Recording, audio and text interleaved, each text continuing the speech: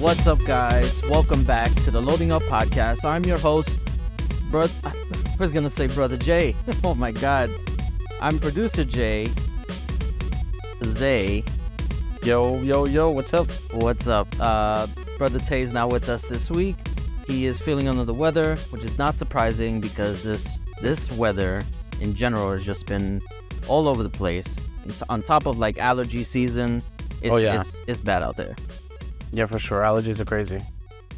I feel like everybody's around me getting sick, and I'm surprised I haven't gotten sick, you know? It's usually I'm one of the first ones. I feel like I'm always patient zero when it comes to this stuff. Not patient zero. I'm seriously. No, I'm serious. Like every time I get sick, everyone around me gets sick. And it's just like I feel bad about it, but now the tables have turned. Everybody else is getting sick, and I'm not getting sick, so That sucks. yeah. So how you been? I've been good. I've been playing video games, finishing video games, you know. Oh, must be nice. Yeah, definitely. I know. I'm in the middle right now because I just finished Jedi Survivors. You finished it already? You're damn right I did. I Oh love my that game. gosh. It was good. It is good. It is good. Yeah, and I finished it. I beat it on Jedi Knight, which is sort of like the normal. Yeah. It's still really hard. No, it is hard. Trust me. But it was really good. I really had a lot of fun. The open world aspect about it was awesome. Just being, running around in the open world with a lightsaber and all the different stances you could do was so awesome. And I had a blast. I'm still playing it because I didn't 100% it, of course. But I was just going back and finishing up some things like some of the bounties and stuff. Yeah. No, I'm still playing through it as well. With the first one, it was a little bit open world. It wasn't like full open world like this one is, where they had different planets that you could go on, and then you kind of had to like go back and forth through the levels in order to do certain things. I didn't like that part, especially because they didn't have the fast traveling that the second one has. So that fast traveling makes a big difference. It absolutely does make a difference, especially when you're trying to find certain things or go back and complete certain things. It definitely makes a difference. I was worried about the whole open world aspect because I tend to not like games that kind of tack on that open world stuff, like especially for like sequels of games that weren't really open world, and then they just kind of like just added it on to the next one. Like if it doesn't need to be open world, it doesn't need to be open world. But this one, I kind of enjoyed it. The only issue I seem to have is the way that it tracks missions. It's very clunky. Like you kind of have to go back into the menu to check which mission you're doing, but it's not actually clear on where you're supposed to go, or where it's. Like, I feel like the menu is kind of like a little bit... The menu and the map system is a little weird. Yeah, I never use the map. Like, I only use it for, like, if I'm starting a new mission, I see where it's at, and then I track, and that's it. I'd never open the map again. Yeah. It's a little... That part is definitely a little rough, but they do expand and make it a little bit better, specifically, like you said, with the fast traveling. Yes. But... They do open world well in this game because it's not like fully open world. There's only 2 planets that you can explore like that. Yeah. And I think they do it well. There's a lot of variety because 2 different planets that you can go to, so different enemies, different creatures that you have to fight and come across. And I think for this sequel they do it enough. There's only like 4 or 5 different planets you go to, and two of them are the like open world. Yeah. The other ones are more linear, kind of like the first game, right? Jedi Fallen Order. So I think they did a really good job, though, despite the performance issues that it's having. The game was really, really good. The story was great, and I can't wait to see if they're gonna make it a trilogy. I feel like they have to, like.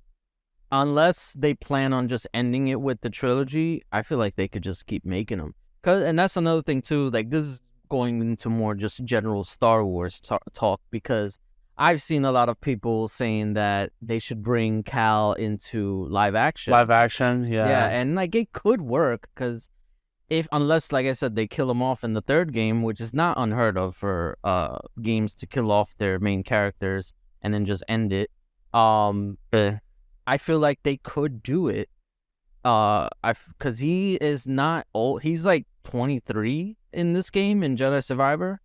Yeah. So I think it's possible that he could show up in like the Mandoverse and do something there, even if it's just like a small cameo, an appearance in like one episode of a show or whatever. Yeah, like the way they did with Ahsoka, you know. Ahsoka, I mean, she's getting her own show now, but Yeah, but you know, she had a little cameo, right? right. Or she had like a small part in what was it, Mando and the Mandalorian and Boba Fett. And Boba Fett, yeah. So I Yeah. feel like they could do something with that where it's just a small thing. If they want to do his own show, that's I would have to see a little bit more of that before I can like make a judgment call on that. But just showing that these games are canon and play a role in the future of Star Wars, it would go a long way. Because I feel like a lot of people were kind of burnt out, especially on what was it called?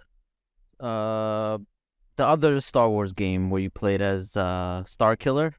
Oh, the Force Unleashed. Unleashed. Force Unleashed, yes. I feel like a lot of people like really got into those games and were kind of burnt out because it wasn't canon. Like it was just like a side thing in a like alternate universe or whatever you want to call it. But I feel like with this one, it has more legs to expand and be part of the overall Star Wars narrative and make a difference or make an impact on Star Wars, you know? And I think it does, for the simple fact that, I mean, I don't want to, talk spoilers about the games, but there's some things that you see in the game that remind you of the live action stuff, especially the shows. Yes. In particular with Andor and with the Mandalorian. So you kind of sort of see like these correlations between the two, and that they can tie them in very well. The first game tied into Star Wars Rebels, where with the holocron, because they found the holocron that was in Rebels, and I felt like that was, even that small thing was enough to be like, okay, this matters. Yeah, you know. Yeah. So anyway, we were enough with the Star Wars talk. Into Star Wars talk. Listen, I could honestly do a Star Wars podcast if you're down. I know brother Matt would join us for sure. Hell yeah. But yeah, so any other games you've been playing? So we tried I tried Ravenlock, which just came out on Game Pass. It's a cool little indie game, nothing too crazy. That's the one that's like Souls-like, right? It's yeah, you know what? It's not exactly Souls-like, but it is hard. Well, it is a little rough if you're not careful. But it is interesting. I say that. It's not like gonna be game of the year or anything like that, but it's definitely interesting. Trying that out. I saw it on the dashboard and I wanted to click it, but I'm busy. Especially this weekend, I feel like I was all over the place. Yeah. But speaking of dashboards, we can get right into the news. Yes. So the new dashboard is set to come out. It's in alpha right now, and some people are getting it. I'm in the beta access, so I haven't gotten it yet personally. But they've actually showed on Twitter and several articles, including Windows Central, showed up pictures of the new Xbox dashboard, which looks similar to what PlayStation has going on, except that it's sort of like flipped around. You have all the settings and stuff at the top, and the tiles are really small toward the bottom, giving you a big, nice full screen for the top to show your dynamic background, so if you have a dynamic background on your dashboard. So they Windows Central reported on it that it was definitely coming soon, and now we have alpha and we have footage of it, as well as they did say it wasn't going to be a complete overhaul. They weren't doing drastic changes to the dashboard, just minor updates and cleaning up.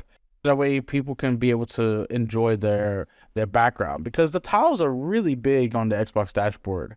Yeah. And you can't really see much of your really nice dynamic background. Yeah. So I was always of the mindset that I never really cared too much about the dashboard. Like I spend a total of maybe 5 seconds on there before I go into the app I want to do, or if I scroll down to like look at my pins and whatever. Yeah, Like I'm never really on the dashboard that much to care. But yeah, seeing the difference on what this one is versus how it used to be, it's very eye appealing. I would say that. Like yeah, it's more friendly to, like you said, the dynamic backgrounds. You can actually see it, because I was like a big complaint that people had is like what's the point of having these dynamic backgrounds and custom wallpapers if you can't see them, if yeah. they're If you can being even see it, yeah, covered by the tiles. Some people suggest, oh, maybe make the tiles transparent, but then like that causes some issues where we may not be able to see the lettering, and it's like, yeah. It's so weird. just moving them lower, smaller, like, and then it like expands when you hover over it, so that way you know what you're clicking on is enough. And Yeah. considering a majority of people have big screens to play this on, or if not, they're playing it on their monitors where they're close up anyway, like making it smaller doesn't change anything. Yeah. So it helps out. I think the reason why they always kept it big is because um they wanted it to be uniform with the Windows at the time, the Windows style, whatever, like everything was like big Oh and yeah, blocky. big yeah. Like the And Xbox One original dashboard was basically yeah, like the Windows, phone, and how exactly, big and yeah. blocky it was, and it was terrible. And that was because they wanted it to make it easy to navigate with Connect. But Yeah, ever since Connect got discontinued, like they don't need to do that anymore. And yeah, especially since Windows is always changing their style, like it doesn't make sense to try and like match it with Windows anymore. Like let Xbox be its own thing, which I'm yeah. glad they took the feedback, because they right before this one they had another dashboard that they were testing out, which was horrendous. Like the main thing was fine, which like I said before, I didn't really care, like, because I'm on it 2 seconds, whatever. But it was annoying because when I scroll down to go to my pins, because that's where I keep all my like recent games or Yeah, of apps or whatever. course. It's like right the next one over, so I just click down two and then I'm there. But Mhm. with the other one, they made it so you click down two to go to like whatever thing you set. It would go through like two layers of like essentially Game Pass ads, saying, "Oh, what's new on Game Pass? What's free?" And then it will show you pins. I'm like, nah, I'm not feeling this. I like Game Pass, but I don't need it shoved in my face. Yeah, And a lot of go ahead. now I was gonna say they really allowed you to customize it now. Yeah, no, Because you could customize it to however you want. You want the pins at the top, so they're still gonna have that old Game Pass and stuff, yeah, being put out there because that's one of their main focuses. But you can customize it to your liking now. right. Before they had it like it was in between that, but now whatever you put on top is on top, and then the Game Pass thing is like underneath it, which is fine. Like I didn't mind the Game Pass tile thing. It was just the fact that it was before my stuff. I don't like that. So I'm Yeah, glad they fixed that. Also, they have the little tile thing on top where I think it shows your games and apps, the Game Pass, and then the store, and then settings. So yeah, the everything's like settings. Yeah, right there for you to like quickly access. yeah. So it's definitely more eye appealing. I feel like the next step after this would be to, and I don't know how this would even be possible. This is just me wishful thinking. If they could somehow make it so you can have custom dynamic apps or backgrounds, because right now Oh, I see. they only have whatever they put out. It's Yeah, like very the latest one was Jedi Survivors, and Ghostwire Tokyo just came out. Ghostwire right. Tokyo dynamic background. So Yeah, there's so only like a handful. I think there's like maybe 10 in total. there's like 10 or 15. They have the Xbox 360 one, and then Oh they yeah, have that's the right. Redfall one. There's a lot of different ones, but it's like it's very selective. It's not like as like I would want it for like every game, honestly, but that's not realistic. But I feel like if you leave it up to the people themselves, like if there's a way that you can like upload a video file and then use that as a Oh, background, that would be pretty cool. I mean, I know you could upload a custom picture there and Yeah, or use that's achievement art, as it is now. But I think you're reaching a little. You're asking for a lot. I'm too much. I mean, I don't know the back end stuff at all, so Yeah, it yeah, probably cannot be possible. But who knows? Maybe yeah, they'll listen to this podcast. yeah. So I mean, they're always listening. They always there's someone out there always listening, always listen to the fans and trying to do better. Absolutely. Yeah. So it's not Well, too far fetched. no, it's not. So we'll get right into it because as you can see on our video, we recorded Redfall gameplay, and that was by producer Jay, brother Matt, and myself, where we were playing Redfall. And so I want your take because I know my take. I want to hear your take You want to hear my take? on Redfall and what we experienced, and what do you think? Okay. So when Redfall first was announced, I was optimistic, obviously, because new game by Bethesda is exclusive to Xbox platforms. Obviously I'm gonna be looking forward to that, and plus it's on Game Pass, so why wouldn't I be looking forward to it? Then I feel like ever since that initial leak, which was like 2 years ago, I think it was, Mm-hmm. it showed that it was gonna be a looter shooter Yeah. that and then it showed like the graphics, and I mean obviously the graphics back then was just like it's very rudimentary, like you can't really base your opinions on the graphics back then, but it's like I wasn't really feeling it. I'm not a big fan of looter shooters, specifically because I feel like it's very grindy. Like Destiny, for example, I could never get into. I know a lot of people love it. They die by it. They still play it to this day for like thousands of hours. Play. Yeah. So like it has its dedicated fan base, even like Borderlands and stuff like that. Like I get it. I get the appeal. It's just not for me. So that was kind of already knocking it down a peg in my book, but I still was willing to give it a chance just because it's on Game Pass. Why not? Yeah. And then it got delayed, and I was just like, okay, maybe COVID, everything's being pushed back, whatever. And I started to feel a little bit more down about it. I was like, I don't know, something's telling me something's going on, but still optimistic, still being like it's on Game Pass. Can't really say much about, like, I'm still gonna play it regardless. At least give it a try. Yeah. And then it came out. Well, then the whole 60 frames per second stuff happened, and that's my whole opinion kind of just plummeted. And I was just like, you know what? You were defeated. I will find out when it comes out, like, because at this point, I don't even know what to expect. And then we played it, and while it was interesting at first, it quickly devolved into just go here, shoot these guys, get this thing, go back. And that's literally all it was for however long we played it for, like almost 2 hours. Yeah. We couldn't even play it that long. I've seen people play it for like 4 hours, 7 hours. I'm like, how can you do this repetitive stuff for 7 hours? That is insane to me. And I could not see myself playing it any longer. Even after the 60 FPS comes out, the patch comes out, I don't see myself playing this. Like it's just so boring. Yeah. So even I don't think a 60 FPS patch will be able to fix the core mechanics and gameplay, because I mean, as you can see, I think we looked at the fire sign on the floor, Oh like yeah. for a good minute, just looking at how bad it was. There was a lot of texture popping issues. Like stuff definitely just didn't want to load. Yeah, I mean, despite the performance issues with the game, because I played Jedi Survivor, it definitely has performance issues. It's never been a solid 60 frames per second throughout the whole playthrough until they updated it.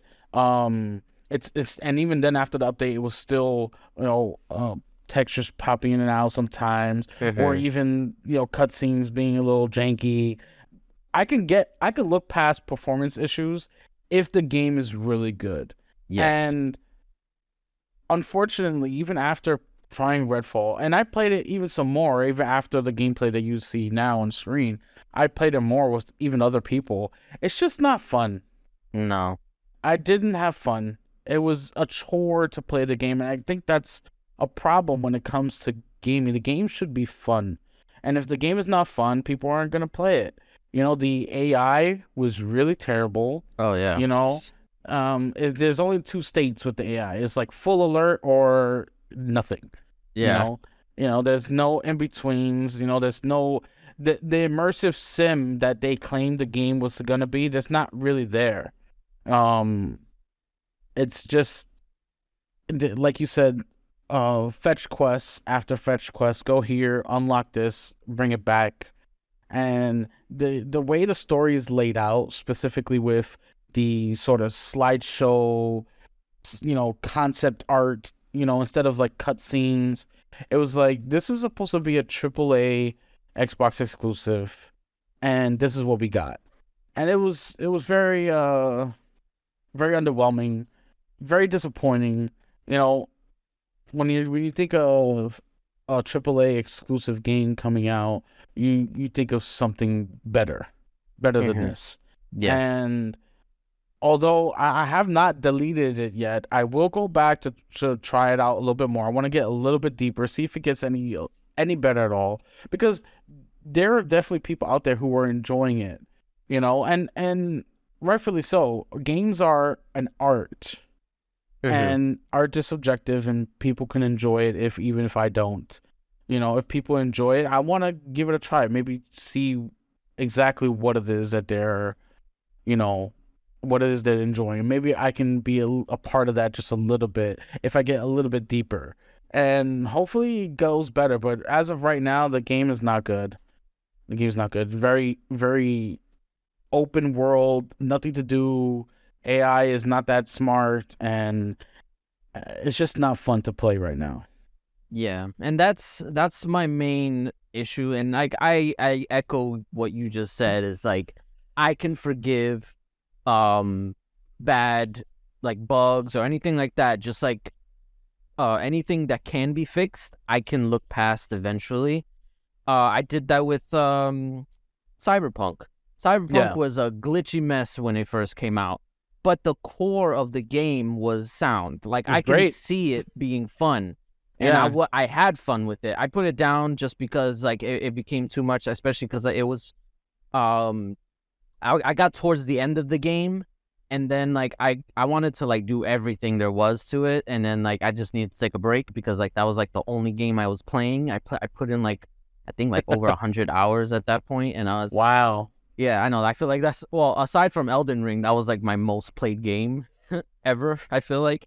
wow. Um but yeah, so I can forgive a game if it's like janky and it gets fixed later. That's fine. I feel like sadly that's to be expected because like And that's just the gaming industry at large right now with like post COVID. Like all these games were made either before COVID or during COVID, where things were very like tight and they had to do things remote, which caused like issues. Like I can understand that, even like because I feel like a lot of people still just don't want to go back to that same excuse. They're tired of talking about it. But it's the reality of the situation. Like COVID really affected game development for years. Like it's gonna happen. It's gonna continue to happen until games have been made post like starting today or like this year, yeah, then they'll be hopefully finished by the time they release. Or unless they get delayed indefinitely, which I mean no publisher wants to do. So um yeah, it's just I can't see my like I said, I can't see myself playing it again. It's just it's not for me. And I know people can get into those types of games, like I said, Destiny and all that stuff. Like they like those checklist type games where they can yeah, just turn their brain off, follow whatever they got to do, the mission structure, go here, do that, bring it back. Like that's if that's your thing, great, you will love Redfall. But I feel like I want something more. I want, especially like you said, the story aspect. Like it's told in basically stills, and like animated uh Like storyboards. storyboards, concept arty type stuff, which even that I could accept because Deathloop was like that. But Yeah. Deathloop, I feel like, had such a strong foundation in the gameplay that I could overlook that as well. Like, it was really fun to play Deathloop. Yeah, And and also it looked better it did look better and it ran better. and ran better. Yeah. Way better. So and that was another thing too. Like that when we were playing, uh obviously we were playing on console, so we were running at 30 frames or even sub 30 frames at some point. But brother Matt, he was playing on a PC at the time just to see how it was running, and he was running. According to him, he was running on low settings, and he still saw frame drops. Yeah. That's insane. Like how does that happen? It's like it's just a lot of things had to go wrong with this game for it to end up like this. And I feel like one of the things that I've seen discussed is like basically like what happened, like how could this be let through. And there's a lot of theories going on about like what could have been done, what should have been done. And I feel like what this was, and I briefly mentioned it on the live stream. If you get a chance to check it out, which by the way, we if you haven't noticed, we didn't live stream on here. We live stream on Twitch. We're gonna be giving Twitch a chance just a little bit, just to see if there's any more engagement. So you can check us out on Twitch. It's loading up pod on Twitch. Yeah. And yeah, go follow us on there for future live streams. So I briefly mentioned it there that I feel like this game was made under this was before Bethesda got bought by Xbox. So this was an attempt to kind of adapt to a changing landscape in the gaming industry, because I mean, it's pretty obvious that everything is becoming a service game, which Uh, I cannot stand. It's one thing I absolutely hate that the gaming industry has become, is just everything's a service game. Everything needs to be like you need to dedicate your life to in order to play. And I hate that. I cannot, like, especially me, like, you know me, like, I barely finish games as it is. I do not like the idea of dedicating my life to one game. Like, yeah. that's 100% unappealing to me. So I feel like Redfall and even like Fallout 76, those were attempts to be like, okay, we see where the industry is going. We have to adapt. We have to. Like, we just cannot, or Bethesda said this, that we cannot continue the way we're going, because I think Bethesda was just single player, right? For the longest time. Like, they've never really had aside from Elder Scrolls Online, I was which going to say, yeah, actually Elder was Scrolls a Online. success. I don't know if it was at first, but No, I mean it launched okay. It had its issues. They definitely worked over the years to fix it, and they have a really big fan base for ESO, and it's yeah. still going strong today. They're still pumping out updates and content. My wife is a big fan. She plays it all the time. Oh, okay. So yeah, so like, and honestly, I feel like that's the tale of every freaking service game. Like, it starts rocky, and then it ends up getting better with updates or whatever. Yeah. But yeah, so I think that aside from that, Fallout 76 and Redfall was Bethesda saying, okay, we need to keep doing this, because obviously single player only is not cutting it. Like, we have to keep making other service type games. So the problem with that is you need to have a dedicated developer to do that. Unless you're willing to sacrifice one developer and hope they get it right, or just basically have them throw their hat in, fail at first, and then hopefully maybe later they'll learn their lessons and then produce a better product later. That happened with Bungie, because Destiny was a wreck at first, but eventually they got it right, and now Destiny 2 and, you know, all the DLC that they came up with is pretty good. So they No, it's found definitely their fun. they found their stride.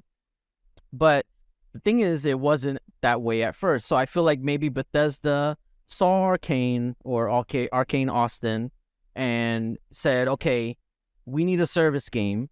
Can you do this? and they were just like, I guess we'll try. So Oh, they tried and fell flat on their face as expected, because when you take a developer that's not familiar with making a service game to make a service game, it's not going to end up pretty. Like, we've well, seen it time and time again. We've seen it with Anthem. We've seen it with Avengers. We almost saw it with Suicide Squad, which we may still see it oof, depending on how yeah, much they change, because that not got much. delayed. I think the core of the game will still be the same. Probably, So, but they'll probably get rid of like the battle pass stuff. The we service, all hope. yes. So yeah, we've seen it so many times of games trying to adapt this service aspect into their gameplay, and it just doesn't work Yeah. because the developer doesn't know how to do that. They take like single player developers and throw them into games as a service games, and that's not how you do it. Like, you have to train these people, get people who are experienced with service games to mold themselves into a studio or create a separate studio. So, um in particular for this, where you're talking about, Phil Spencer actually touched on it a little bit in his interview, that he did. He said that they would never try to shy away developers from their creative process. Like, if they want, they so essentially they wanted to do this game. It mhm. just, so it's not like, they didn't force it upon No, Arcane Austin, but they wanted to do this game. They wanted to make it great. These people actually worked hard on this game. It just didn't turn out. The vision didn't hit the mark, right. So and that's go. the issue. Yes, absolutely. So we'll pivot into the Phil Spencer ish interview in a second, just because like it what he said, actually it makes sense, because I do think that Arcane wanted to make this game because they put so much effort into it, and they wanted to see it through. It's not like they wanted to be like, yeah, we didn't like making this game, let's just cancel it. Like, that's a lot to do, and that's a waste of money, essentially. Yeah, So what I think happened is, Arcane was developing this game. Microsoft bought Bethesda, and they looked at what everybody was working on, and they said, okay, you're working on Redfall. Like, do you think you can finish this up? I mean, Grant, that this is hypothetical. This is not what happened. I don't know anything. I'm stupid. So I'm just making an assumption based on like how I think things could have been or could have happened that would explain everything. And this is just based on the interview that Phil Spencer gave. Um, so they basically, Xbox came to Bethesda or Arcane and asked them if they can finish this, and they probably said yeah, just because it was too much to cancel. And all the resources got pushed into Starfield, because that's the headline game. Everybody was focusing on Starfield. That's the number one game that Xbox wanted to like get right, because yeah, that's going to be the next flagship. So they put every resource into Starfield, and Phil Spencer said this, and they unintentionally neglected Redfall, which yeah, also needed help, yeah. because That it's ties into to the other thing, how the development process yes, of the Xbox needs to be better at the development process, and where they put their resources in that process to try and help teams, be great. Because right. you don't spend 7 billion or 69 billion or any amount of billions on a gaming company and not effectively help them reach their goals. Mm-hmm. 1,000%. And well, so I guess we could just pivot to the Phil Spencer interview now. Yeah, yeah. So, I mean, I don't know if you watched it, but I sat down and watched the whole interview. I watched the whole Um, thing, yeah. okay, good. So he said some things that people were taking a little bit out of context, or they're snipping one part and they're rolling with it. So before we get too deep into it, so just to like give everybody context, Go ahead. Phil Spencer appeared on the Kind of Funny X Cast, and Mm-hmm. it's actually really like crazy how it happened, just because they had previously scheduled him to be on the Mm-hmm. podcast way before Redfall even came out. So it's like the fact that Redfall came out and the CMA blocked the thing all right before he was supposed to come on. And Yeah. even on the interview, they commend him for still doing it, because a lot of people would be like, nah, I don't think I'm going to come on anymore because it's a Yeah. bad look and you got a lot of explaining to do for a lot of things. So good on Phil Spencer for doing it. But he showed up on there and they asked a lot of hard-hitting questions. And Oh, big time. I appreciate that they didn't pull any punches. Yeah, yeah. They definitely laid into him, and he definitely took responsibility, even apologized. So you can see the frustration and how and the disappointment in himself for us Xbox gamers. Mm-hmm. And he like you said, he came on, they asked him some really tough questions, especially during this difficult time for Xbox. Like you said, with CMAs, with Redfall launch being terrible, with the reviews being terrible, he still came out and he still did the interview.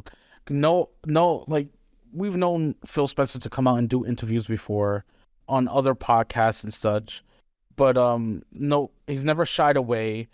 No other executive on any other sort of console will ever come out or have ever come out and done an interview, especially in such a bad time. Mm-hmm. So you definitely got to give him props there. And just some of the things that they went over were both Redfall and CMAs, where they talked about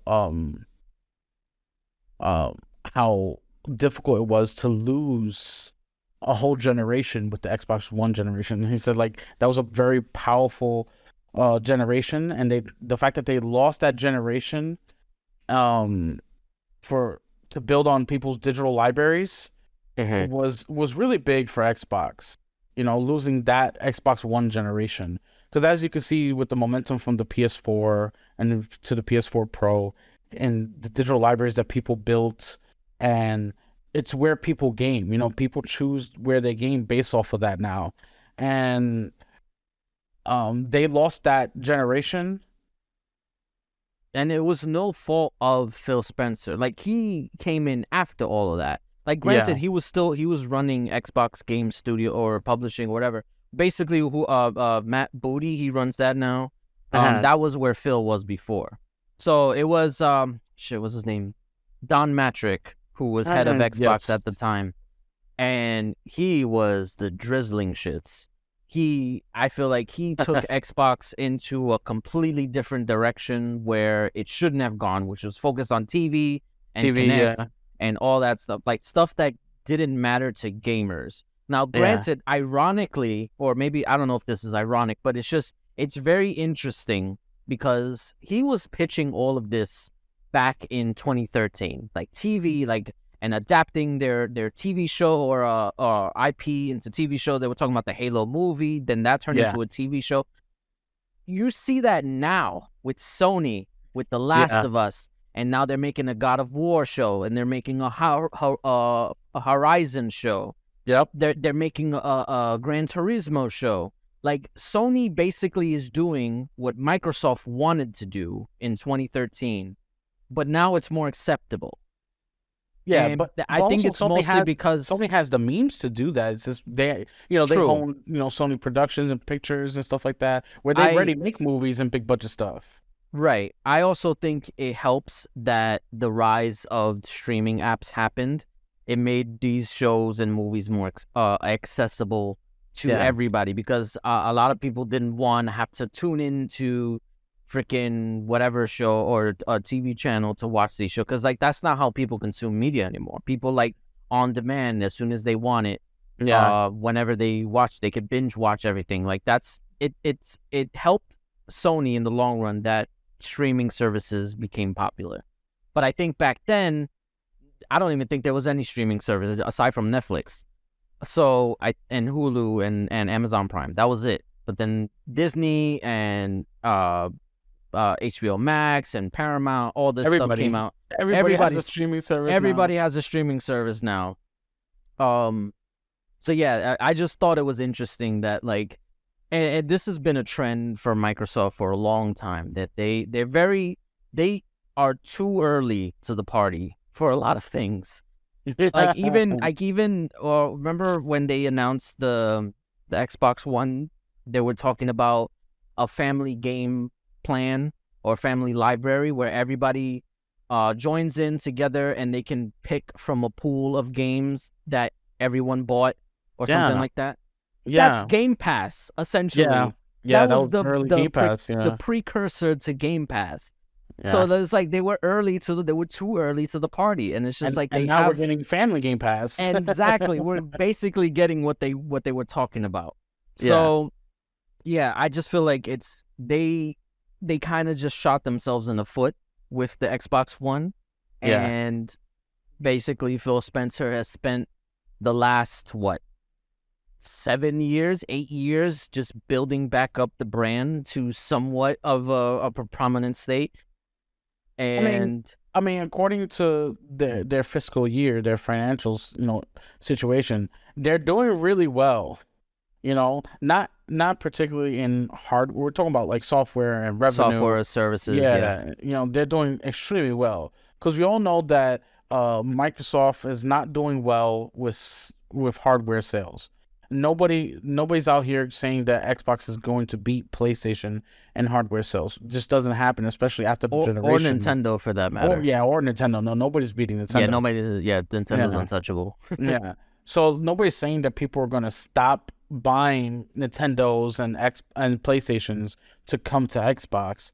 But what they're trying to do is now shift from the hardware what they have been doing, not trying to do, what they have been doing is shifting from the hardware sales to be more focused on their software and their services, which for revenue wise, it's a winning strategy for them. Because even Phil Spencer in the interview said that, if we this is pro, it's just not true that if we go off and build great games, all of a sudden we're going to see console share shift in some dramatic way. He continues to say that there's no world where even if Starfield is an 11 out of a 10, people are going to start selling their PS5s. It's just not going to happen. And he's right. There's no way that people are going to sell their PS5s to come to Xbox. But what can Xbox do in order to continue being a successful company? And which is what they have been doing, bringing games day and date to Game Pass, expanding on Game Pass by buying Activision, just making these deals for cloud gaming, and also making deals with third party people to bring their games over into Game Pass, the same way they did deals with MLB and other companies, to bring their games from whatever service or whatever where they're at into Game Pass day one. They did it with Outriders, MLB. They have a lot of things going for them that they're successful, but they'll never see console sales be as successful. And those were from Phil Spencer's own mouth. He's trying to show people that the business model has changed for Xbox, and you have to take his word for it. He's the so to speak czar of gaming. Mm-hmm. He at Xbox. He knows what he's talking about. He's going to tell you the right thing. They're not focusing on hardware sales. The hardware sales are always going to be down, even though that's their main focus, because you need a product in order to sell the services. That's going to be their main focus, is the console. But they're not out here trying to outsell the PlayStation 5, hardware wise. They're out there trying to gain more service, followers with Game Pass, with cloud, and with all these deals that they're making. He said that in the interview, and people were trying to take it out of, they're trying to say, oh, nobody will ever buy Xbox again.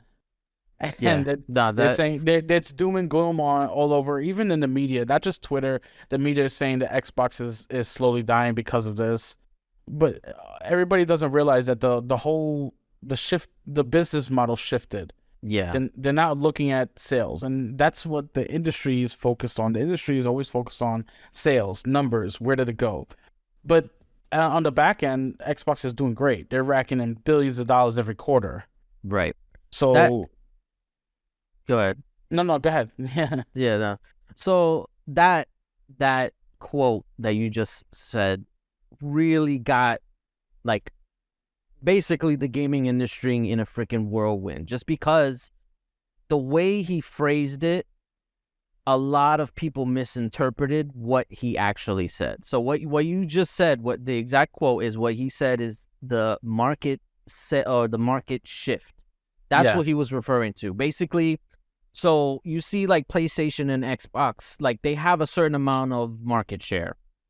And obviously PlayStation's way above Xbox just because they've always been above Xbox. I Yeah. mean, in the 360 era, it was kind of neck and neck, at least in the US, and elsewhere too, but mostly in the US. Like it was just neck and neck, and I think even Xbox was even way more ahead in the US. So then towards the end, it shifted, and PlayStation started selling a little bit more, and then in the PS4 era, it shifted even bigger. The So bigger, like yeah. that's what he was talking about. Like that's that shift between PlayStation and Xbox. That's not gonna change anytime soon. And Yeah. that's what Phil Spencer was saying. Like people are not gonna just stop buying PlayStation if Starfield's a 11 out of 10, Hellblade 2, Avowed, Contraband, like all these games that they got coming out, Fable, if they're Fable. if they're like 11 out of 10, 12 out, like the best game like ever made in the history of mankind, people are not going to sell their PlayStation 5s to get an Xbox. People are not going to go to the store and be like, nah, I don't want a PlayStation anymore. I want an Xbox. I think either they're going to say, okay, I see these games. They're all on Game Pass. Maybe I might get a PS5 and an Xbox. Yeah. Or if they have a PC, maybe I'll get them on PC because they're on PC as well. Yeah. Or if they don't have either, maybe I'll get Game Pass and play it on my Steam Deck. Or maybe I'll Yeah. play it on my phone. Or maybe Like, I'll play it on my Samsung TV. or Samsung TV. Like Yeah. there's so many points of entry aside from the Xbox console that it's almost kind of silly to assume that people would just be like, "Oh, I'm going to just get the Xbox console." You don't have to. Yeah. That's Yeah, you don't have that's the point. Then that's what Xbox has been driving the point hard this past generation. You don't have to get an Xbox console to enjoy these games because they're available on cloud. They're available on PC. Like they're available wherever the gamer is. That's what he said. They want to be where the gamer is. Yeah, In definitely. addition to console. But people just took that phrase, the shift part, and assumed that it meant if they make great games that it's not gonna sell consoles. Obviously, if Xbox makes great games, there's a good portion of the gaming, I guess, community or user base or whatever you want to call it, they're gonna buy an Xbox. Like people will do that. Yeah, I mean it's But cheap. They have Series S. Exactly. You can buy a Series S for cheaper. And even so, like even in Xbox One, they're talking about being able to stream games through Xbox One. So it's like Yeah. there's many different ways to get these games. It doesn't mean that Xbox is gonna all of a sudden shift and start selling more and become the more popular console than PlayStation. That's what he's saying. Yeah. There's not gonna be another shift for a long time because people are already established in their ecosystem. People have built up their library. And that was the important thing and why he said that the Xbox One and PS4 generation was the most important one to lose because everybody built their library on that. Yeah. I have games like from the beginning of the 360, or not the 360, well, even in the 360, that I'm able to play on the Xbox, which is why I maintain that I want to play more on Xbox because that's where my library is. I have a PS5. I could play those games, but I don't have the same library as I do on Xbox. Exactly. And a lot of people is different. They have a bigger library on PS4 and PS5, so that's why they stick with PlayStation. It's the same concept. People are going to stay where they want to stay. And they maybe they'll get the other console, maybe not. But they're going to play, especially like the casual gamers. They're going to stay wherever their friends are. Like that, it doesn't even matter. Exclusive don't care. They just want to play 2K. Madden, FIFA, Fortnite, Warzone. Like that's all they care Yeah. about. They care about the games that they play with their friends. That's Yeah. fine. They're probably not going to get an Xbox for Starfield. I'll tell you that much. And that's what Definitely. he's being honest about that. Yeah. I mean, So he even said it that, he knows that they're in third place and they're likely stay in third place. But that's yeah, why they're making all these big deals, all these acquisitions to try and just compete with first place Nintendo and second place Sony. yeah, Or in the high end gaming market, as so the CMA said, Sony and Xbox, so yeah. And then like one thing that a lot of people are missing is the fact that when shit, I lost my train of thought. um it had to do with so for the longest time Sony has basically I guess since the end of the PS3 era, Sony has cemented that the way to win or the way to compete is by exclusives. And that's been their game and console sales. Like you build exclusives to sell consoles, that's how you win. And for the longest time, Xbox has kind of been chasing that. They've been chasing, oh, this is how you win. This is how you compete. And it took all the way up until like 2017 for Xbox to realize they can't compete with Sony, not in the traditional sense, yeah, because Sony already has a history of titles and games and partnerships with third parties to back up their portfolio. their That's why brand, their brand, yeah, that's why they're able to get these exclusivity deals for like Silent Hill and Final Fantasy, all this stuff, because they built these relationships over generations. So it's easy for them to get these deals. It's not the same for Xbox. So Xbox had to basically change the game in order yeah, for them to compete. And that's what they did. They released Game Pass. That was a game changer yeah, because now you see PlayStation doing it. You see Nintendo doing it even with yeah, the back catalog, even though they kind of technically started it, but now they're adapting because that's what people want. They want that direct service portfolio of games like Netflix. The Game Pass is advertised as the Netflix of gaming. That's big. That's important because that's how Xbox competes, and that's how exactly, they change the game.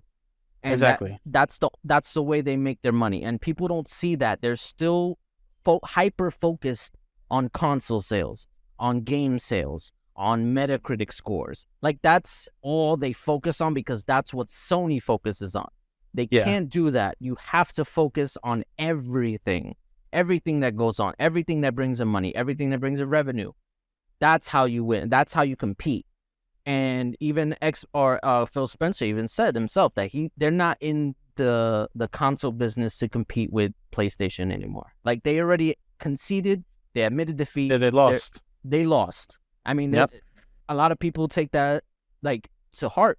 It's a hard pill to swallow for some yeah, people. Personally, I don't give a shit. I play games, whatever. I don't care.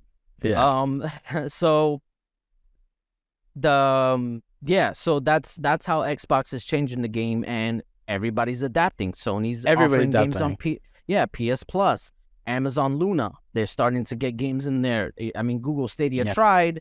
They didn't really do too bad or do too well, but they tried. They tried to do the same thing. Like everybody's trying to basically mimic what Xbox is doing, and even PlayStation is expanding to PC now. They're gonna come out with the streaming portable PlayStation, whatever that ends up being. They're doing what Xbox is doing. It's yeah, just they're not focusing on it. So people tend to like neglect it and cast it aside as like, it's whatever. That's a side thing. The main yeah, thing is the PlayStation console. Like, no, that the other aspects count and it matters. yeah, So then, like you said, like the user base is what Xbox wants. They want people to be playing everywhere. It doesn't matter if it sells freaking 1 million copies. If there's 10 million people playing, that's what matters. yeah, yeah. I mean, hey, you said it right. Everybody's trying to copy that sort of Game Pass, type of service, and that's right. That right there shows the competition. You know, Xbox realized that they lost. They shifted their focus to Game Pass and service games and service their Xbox as a service. They Yeah. shifted, and now people are realizing how much money is in it. Sony shifted. They start working on their own sort of PlayStation Premium. You know, so you can see the innovation because Xbox started doing something. They got a hit with it, and now other people are competing. It just goes to show you that we need a healthy Xbox in order for Sony and Nintendo to compete. This whole doom and gloom with Xbox Go is dying because they aren't selling any consoles. It's all crap. Yeah. So many people now, not just Sony and Nintendo, because like you said, you had Amazon, but we also have Google and Apple with their arcades Right. and their Google. I just had a ad on Google on my phone for a Google Game Pass. It was a Yeah. Google Game Pass, Yeah. I've seen that too. and it's like all these companies now are seeing what Microsoft is doing, and they want a piece of it. But at the same time, they're trying to destroy Microsoft so that they can get even bigger piece of it because they know Hmm. Microsoft is ahead of the game. Yeah.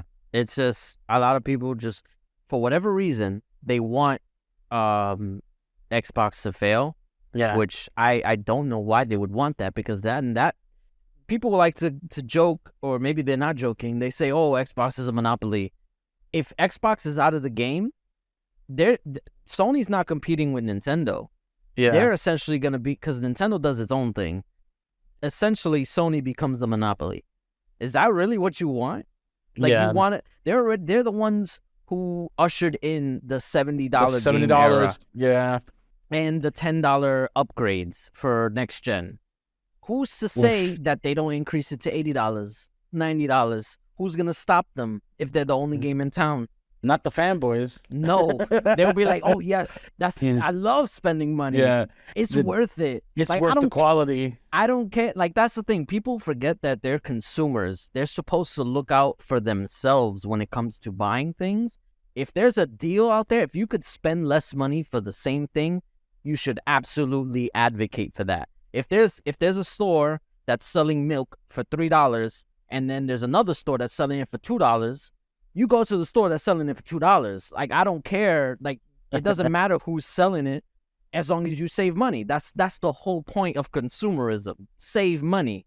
Find the deals. That's like freaking extreme couponers know it.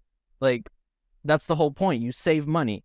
And that's what Game Pass does. It saves me money. Like, freaking, I even posted one on Twitter. Like, I didn't buy Redfall, thank God. So I was able to buy Jedi Survivor.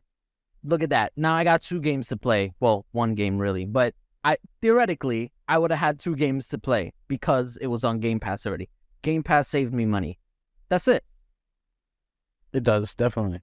But yeah, so I'm sorry. I've been ranting this whole time. Yeah. It's okay I though. was really heated. Like, this whole conversation just really got me heated, especially on Twitter. And like, I can't express my full thoughts in, was it like 240 characters on Twitter? Yeah, Like, no. it's No, you so can't. hard. Like, I want so much to say, but it's like I don't want to go out of my way to like record a video, and it's like, it's what I'll just wait till the podcast. But yeah, so So that we kind of, touched a little bit on everything. We did a little bit of the interview, Redfall. We did even the sales charts. So we all we have left is a little bit of CMA news. okay, let's You know, touch on that then. yeah.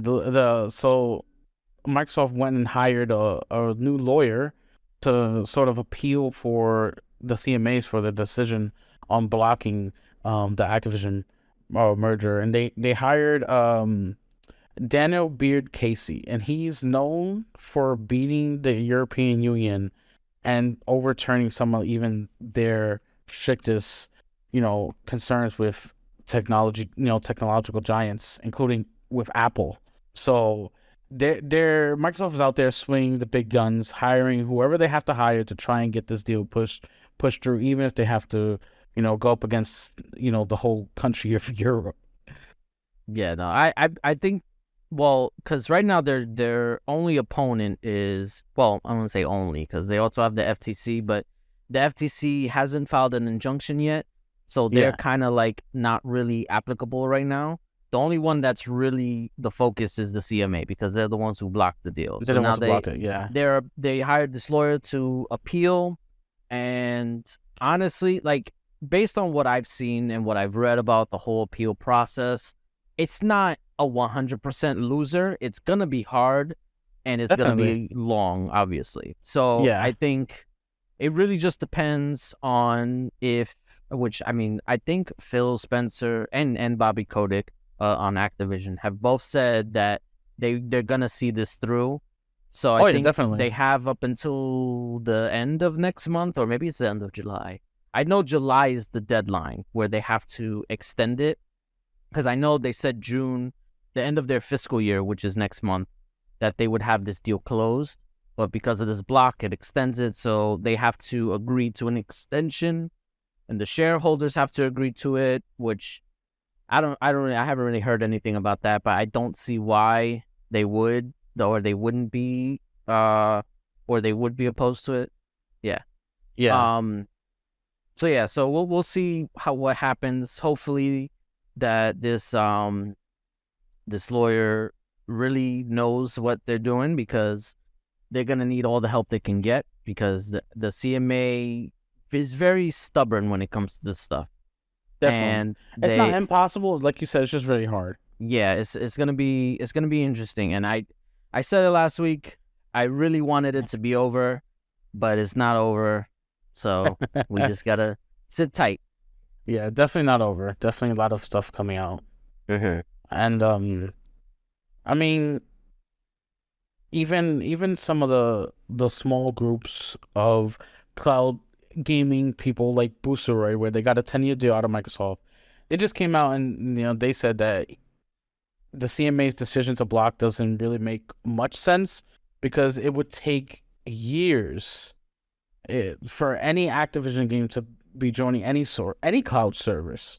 Mm-hmm. So their whole argument sort of goes out the window. And this is according to a cloud gaming um company who signed a deal with Microsoft to have Activision games come to them. It would take years. So they stated that it will actually slow innovation or even stop innovation from happening in the cloud gaming market if the deal is blocked. And these are the people who signed the deal, said they want the deal. Yeah, that was one thing that always bothered me. That like the CMA is basically trying to look out. They're trying to supposedly trying to look out for these up and coming streaming cloud services, whatever.